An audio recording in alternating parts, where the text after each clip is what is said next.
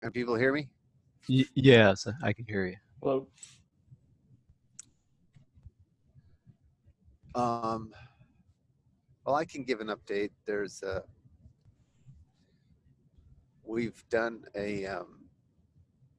some analysis on the long proposal times, and um, the the hypothesis that I have currently is that we need to address um, fairness independent from the rest of the liveness constraints, independently from the rest of the liveness constraints. And this is actually well reflected in the literature.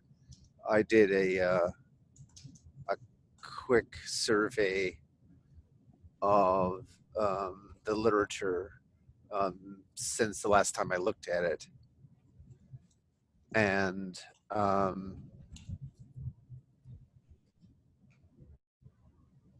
it's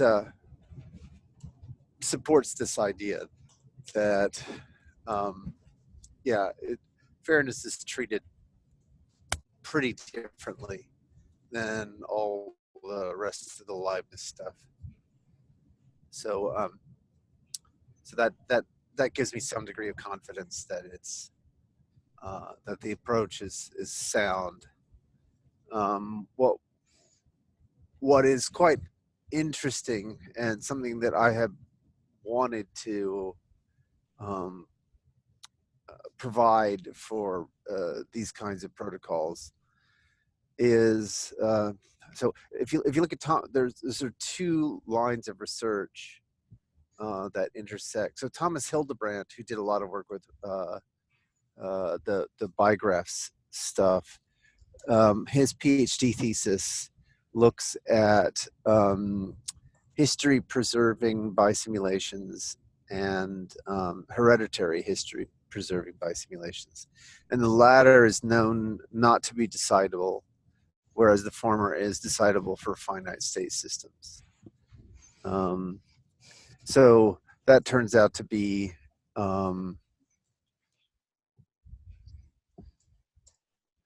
sorry. Waiting for a little traffic situation to be resolved.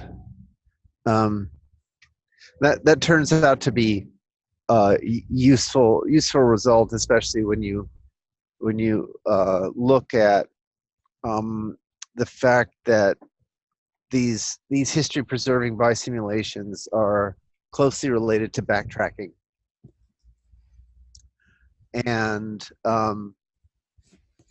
I have been a big fan of Oleg Koselyov's logic T monad, which basically gives you backtracking across streams, which is a way to give fairness. So I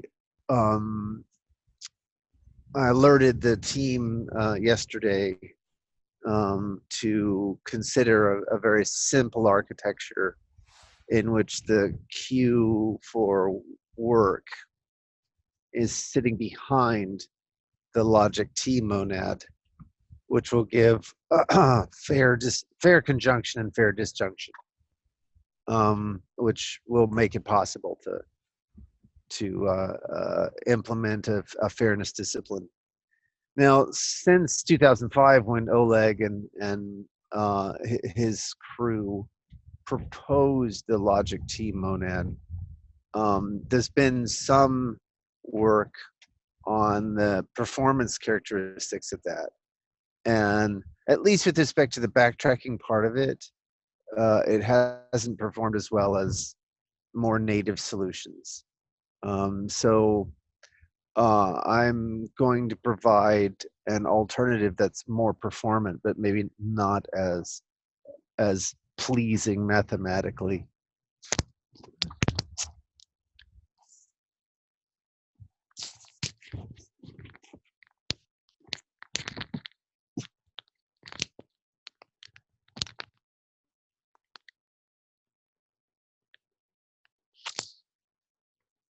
Sorry, the puppy wanted to sit in my lap and stepped on my headphones and pulled them out of my ears.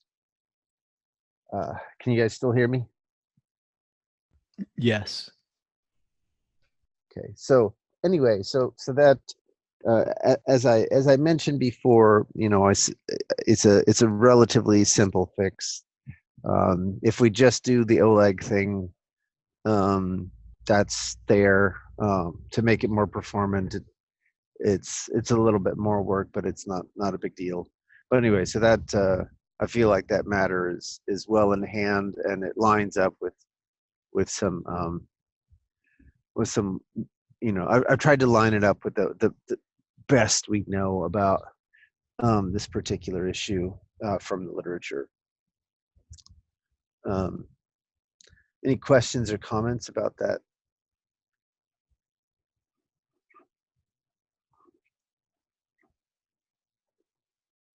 In particular, I thought Kent might be interested in. Yeah, I was wondering, is this the right platform to ask what the logic T monad is? Yeah, yeah, absolutely. So the logic T monad is actually more accurately a monad transformer, and essentially what it does is it gives you you take if you're familiar with the M plus monad, so that adds to the monad um, a one more method and one more constant. So there's an M0, which is a constant, which when you add it to um, your anything that's like wrapped up in the monad, you get that thing back. So you can think of it like a kind of identity, and there's a plus operation, which you can. So it's basically it extends the monad a bit um, to make it look um, a little more monoidal, and then you can interpret that as backtracking, but the backtracking isn't fair. And then if you add an interleave operation, which is like a fair version of plus, and then there's a corresponding, so you can think of that as a fair disjunction. And then you can add a fair conjunction. So when you think about taking two streams and adding them together, if touching those streams requires unfolding computation, then that will if you don't do that fairly, and monad what's his name? Oleg gives some really good examples, where you've got some divergent computations inside a list, or the list itself is divergent. So if you try to add all the odds to a list of 3 elements, if you don't do that in a reasonable way, then you'll diverge immediately.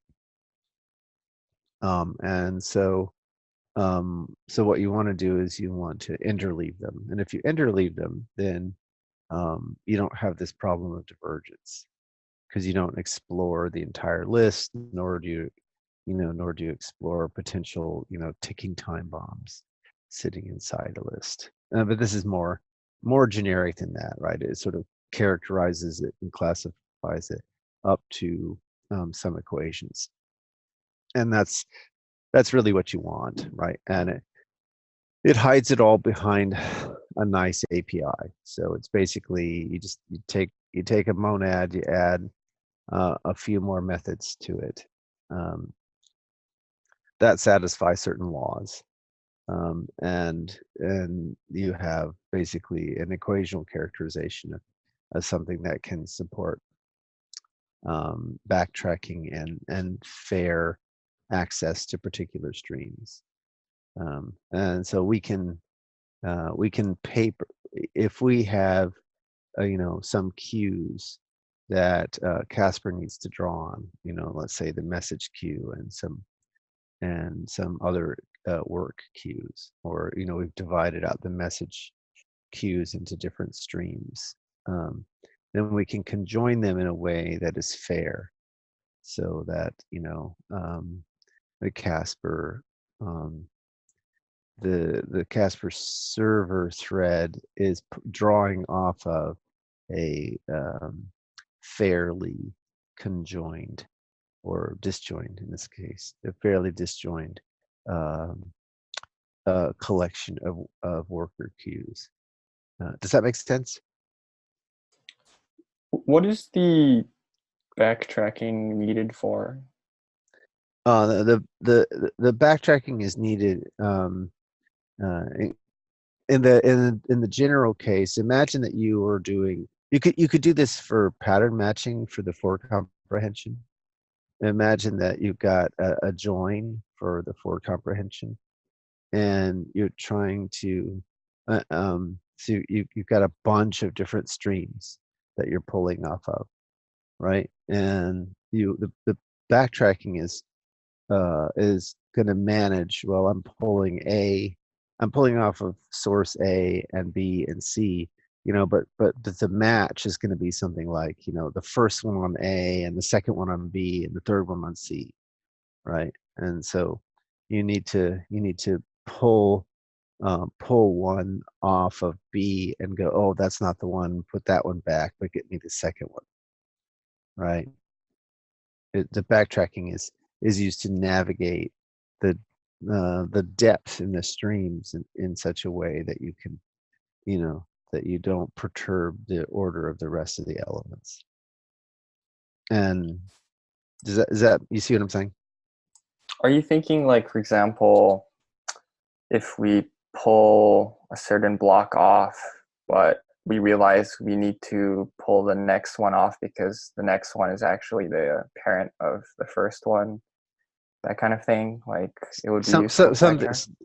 Something like that, yeah. The backtracking is again, that's why you hide it behind this equational characterization. It's not necessarily just backtracking. It's just being able to peer in. You could think of it as giving you peek capability. It's a way of peering into the streams in a way that's fair, so that you don't necessarily pull stuff off the streams. Yeah, I can see, I guess, a vague connection. I guess from there to, I guess, ensuring that you don't end up producing blocks if you're too far ahead. No, it's not about producing, it's about ignoring. So the producing, so this is the distinction between liveness and fairness. So the liveness is on the production side, right? So we're forcing, with the synchronization constraints, force the producer to slow down, and the fairness is on the other side. It's on the so do I serve this work request from this validator, or this work request from this validator, or my own internal work items? Do you see what I'm saying? So are you saying, like, the long proposal times are related to how we're processing, I guess, various blocks? That's correct. That's exactly right. So there are two sides to this. Like, so it start from a validator's perspective, right? So you want the rabbits to slow down, and you want the tortoises to stop listening to the rabbits. So would you say it's so in some sense it is connected to production, though, right? Because we're effectively pushing back on the production queue and handling the rest if That's right. But okay. right, it is, but it's where the point of control is. So the Yes. synchronization constraints control the rabbit's behavior, right? It slows the rabbit down. And the fairness constraints control the tortoise's behavior. It causes the tortoise to ignore the rabbit. Yes, that makes sense. Yeah, that's and that's the other way to see that these two issues are in fact orthogonal, right? So you can have systems that are live but not fair, and systems that are fair but not live.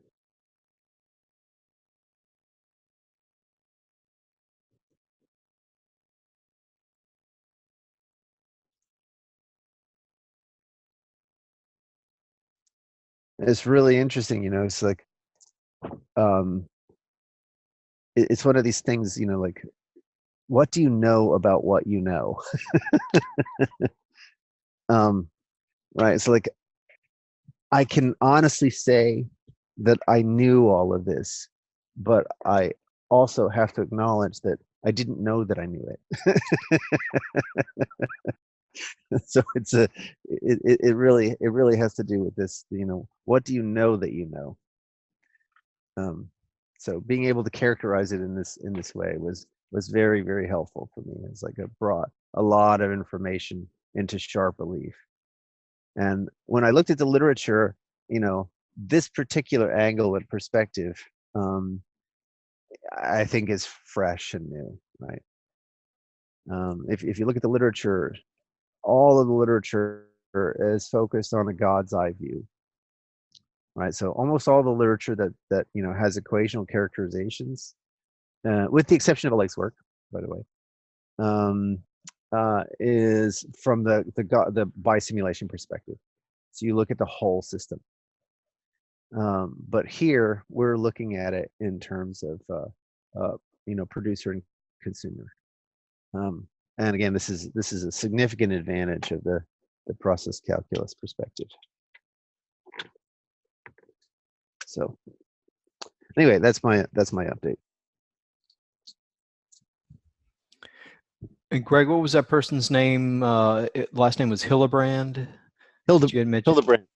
Thomas Hildebrand. Thomas Hillebrand. Okay, thank you.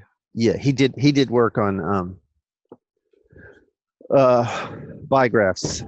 So there was Ole Jensen, I think, was one, and then there was a Thomas Hildebrand, and both of them did work with Milner on bigraphs, if my memory serves correctly.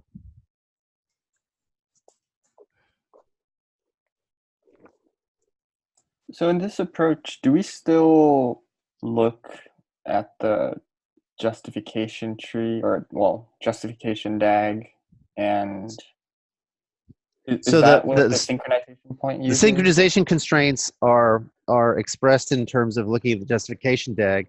The fairness constraints are not.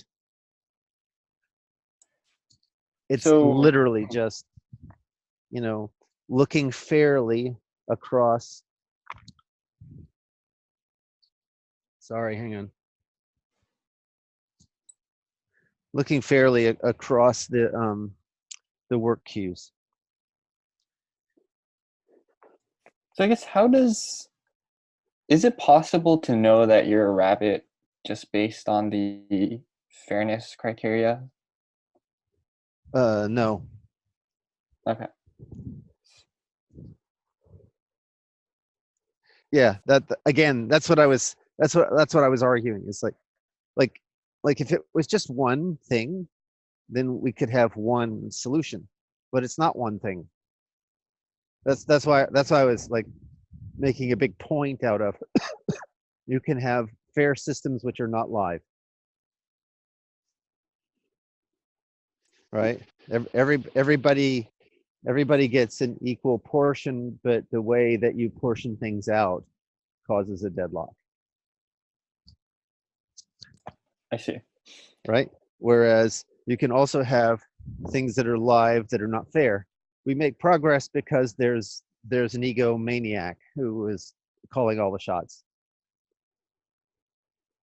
Right? That's an example of systems that are live but not fair.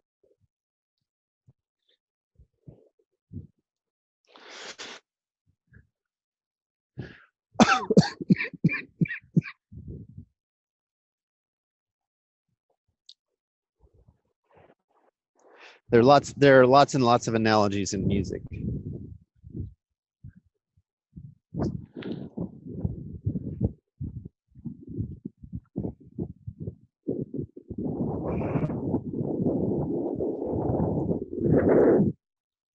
So you can see the synchronization constraints as causing any particular musician to listen to all the other musicians, and then the fairness constraints as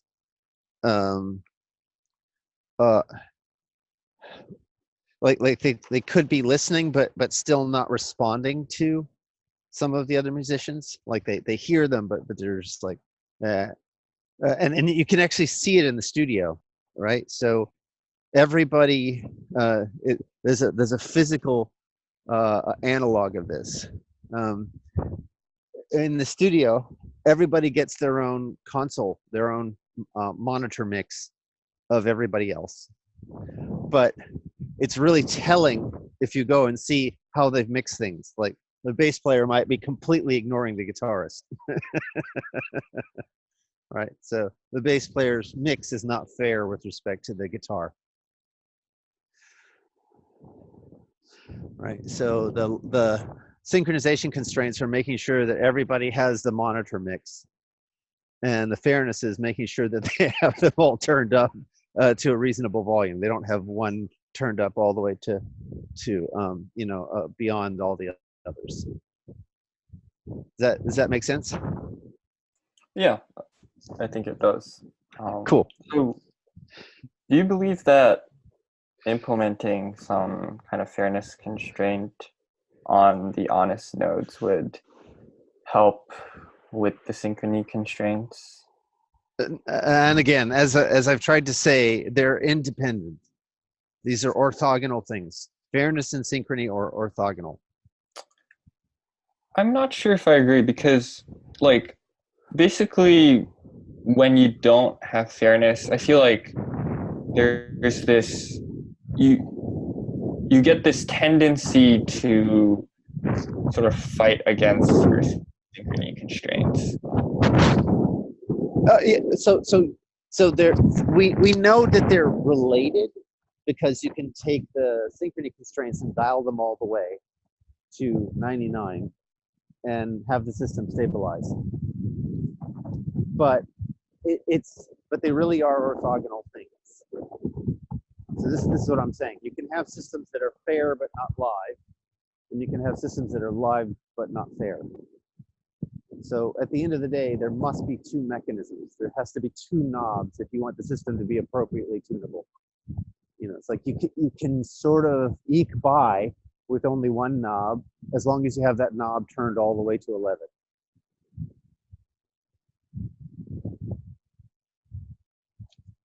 But hey, this is just my argument. If you if you don't buy my argument, come up with a different mathematical presentation.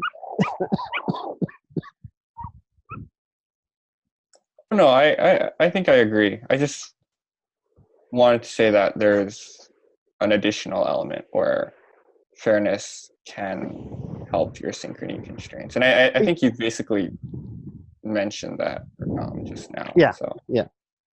Fair. Oh, that's right. You can't eat chicken. So. Sorry, I'm out here with the dog, and one of the other dogs is here. I was going to give him a treat, but then I remembered that he's allergic to the treats that I have supplied with.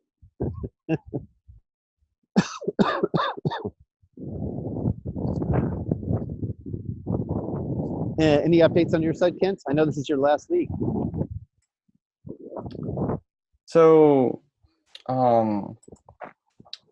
Raul and Isaac and I have been meeting to build out on equational modeling of the validator incentives, and I presented this, I think, something like a month ago on this channel, or this stand-up, and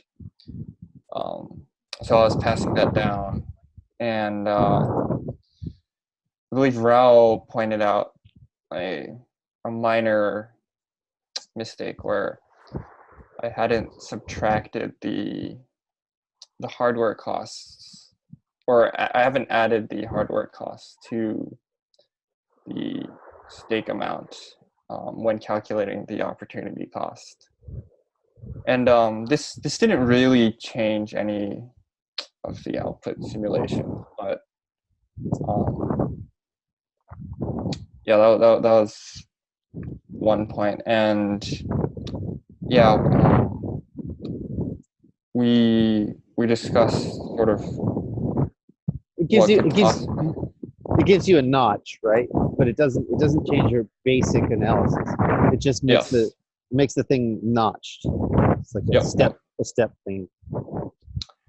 And so I believe Isaac will continue on to expand on the model, and specifically right now we're doing this thing where every time on sort of every iteration, a validator can choose to insert more stake or decrease their stake by a certain amount. And but the ordering of validators is always the same, and this sort of leads to this surprising result that even if you start with the same stake, you might end up with different stakes over time.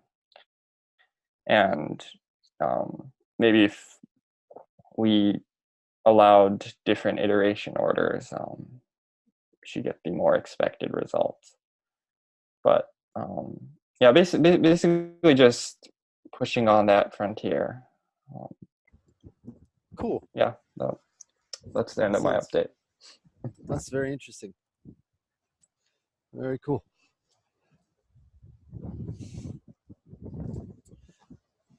All right, gentlemen, unless there's anything else, I think we can call it here. Thanks again, everyone. Thank you. Thank you. Ciao, ciao.